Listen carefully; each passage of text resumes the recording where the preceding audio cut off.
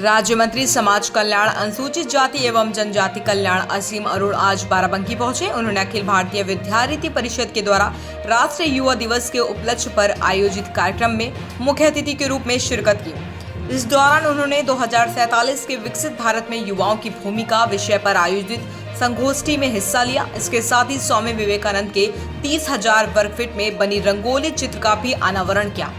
इस दौरान राज्य मंत्री असीम अरुण ने कहा कि अगर भारत को 2047 तक विकसित राष्ट्र भारत बनाना है तो हमें बेईमानी और भ्रष्टाचार को अपने डीएनए से निकालना पड़ेगा। वहीं अयोध्या में राम मंदिर की प्राण प्रतिष्ठा से दूरी बनाने पर मंत्री असीम अरुण ने सपा और कांग्रेस पर जमकर निशाना साधा। उन्होंने कहा कि कांग्रेस ने नेहरू की पुरानी परंपरा को निभाया है, वहीं सपा का चरित्र एक बार फिर सभी के सामने आ गया। उन्होंने कहा कि सपा नेता स्वामी प्रसाद मौर्य का दिमागी संतुलन बिगड़ चुका है। वहीं अयोध्या में 22 जनवरी को होने वाले राम मंदिर की प्राण प्रतिष्ठा कार्यक्रम में शामिल होने से कांग्रेस और सपा के इनकार। राज्य मंत्री असीम अरुण ने ये कहा कि इन लोगों का कोई नया रुख नहीं है। कांग्रेस की यह बात बहुत पुरानी परंपरा है। जब सोमनाथ मंदिर का जीवन जीर्णोद्धार होना था तब भी तत्कालीन प्रधानमंत्री जवाहरलाल नेहरू ने समारोह से दूरी बनाई थी। तत्कालीन राष्ट्रपति डॉक्टर राजेंद्र प्रसाद समारोह में शामिल हुए थे। तब पंडित नेहरू ने राजेंद्र प्रसाद के फैसले का विरोध किया था। आज कांग्रेस ने राम मंदिर का निमंत्रण अस्वीकार करके फिर से नेहरू की पुरानी परंपरा निभाई है। उस वक्त लोगों ने भी नेहरू के विरोध का समर्थन किया था और नेहरू ने आगामी चुनावों में भी इससे भुनाया था। ठीक इसी तरह कांग्रेस ने अभी फैसला लिया और राम मंदिर प्राण प्रतिष्ठा में शामिल होने से इनकार किया है। उन्होंने कहा कि मुलायम सिंह यादव और समाजवादी पार्टी ने जिस प्रकार कार सेवकों पर गोलियां चलवाई थी वह सभी के सामने है। आज अयोध्या में जब भगवान श्री राम के भव्य मंदिर का प्राण प्रतिष्ठा हो रही है तो एक बार फिर इन सभी लोगों का चरित्र सामने आ गया, लेकिन इस बार देश की जनता इन सभी लोगों को करारा जवाब देगी। वहीं कार सेवकों पर गोली चलवाने को लेकर स्वामी प्रसाद मौर्य के बयान पर भी राज्य मंत्री असीम अरुण ने जमकर निशाना साधा। उन्होंने कहा कि स्वामी प्रसाद मौर्य जो बोलते हैं उसका कोई तर्क नहीं होता। वह यह भी भूल चुके हैं कि राजनीति के लिए किसी भी भावनाओं से खेलना गलत है। उनके इस बयान की जितनी भी निंदा की जाए वह कम होगी।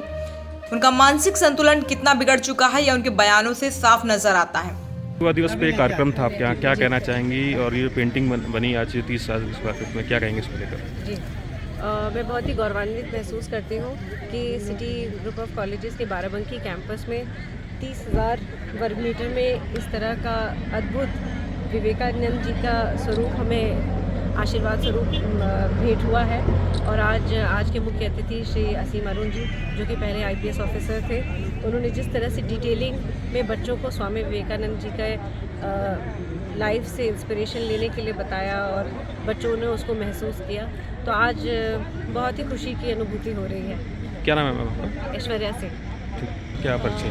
मेरा नाम है प्रोफेसर नीतू सिंह। मैं विद्यांत हिंदू डिग्री कॉलेज में डिपार्टमेंट ऑफ एंथ्रोपोलॉजी में प्रोफेसर हूँ। आज युवा दिवस पे मैम ये कार्यक्रम था, पेंटिंग भी बनी है बहुत, क्या कहेंगे इसको लेके? कैसा रहा कार्यक्रम? युवा दिवस जैसा कि हम लोग जानते हैं कि विवेकानंद जी की जन्म दिवस के रूप में हर वर्ष मनाया जाता है और आज इस बार का यह युवा दिवस इसलिए भी बहुत महत्वपूर्ण है कि हम आज़ादी के अमृत महोत्सवी काल में भी हैं और साथ ही अखिल भारतीय विद्यार्थी परिषद भी अपनी स्थापना का 75वां वर्ष मना रहा है।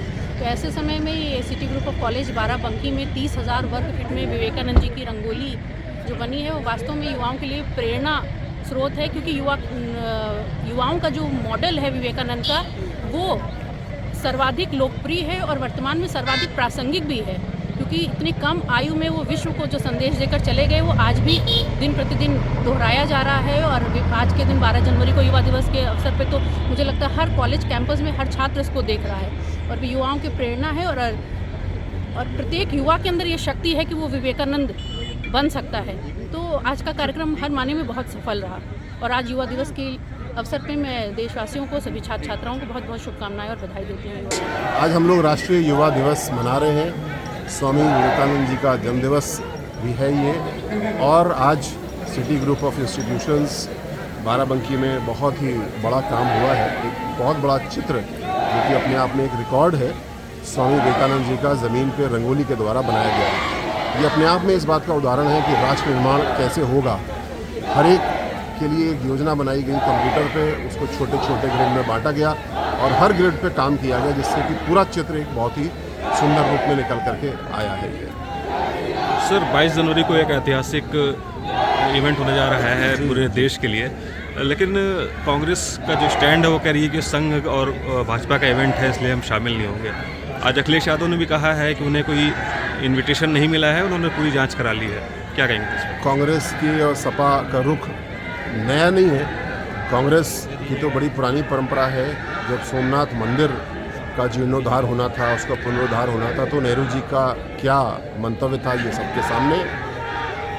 मुलायम सिंह जी ने, समाजवादी पार्टी ने किस प्रकार कार सेवकों के ऊपर गोलियां चलाई, ये सबके सामने है।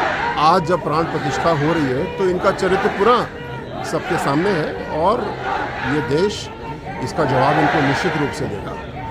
स्वामी प्रसाद मौर्य ने कहा है सर, कार सेवकों की गोली जो सुरक्षा व्यवस्था की वजह से चलाई गई थी। स्वामी प्रसाद मौर्य जी जो बोलते हैं उसका कोई तर्क नहीं है, कोई तारतम्य नहीं है। वो ये भी भूल चुके हैं कि राजनीति के लिए किसी के भावनाओं से खेलना गलत है और उनकी इस वक्तव्य के लिए जितनी भर्त्सना की जाए वो कम है और उनका मानसिक संतुलन कितना बिगड़ चुका है ये साफ रूप से दिखता है।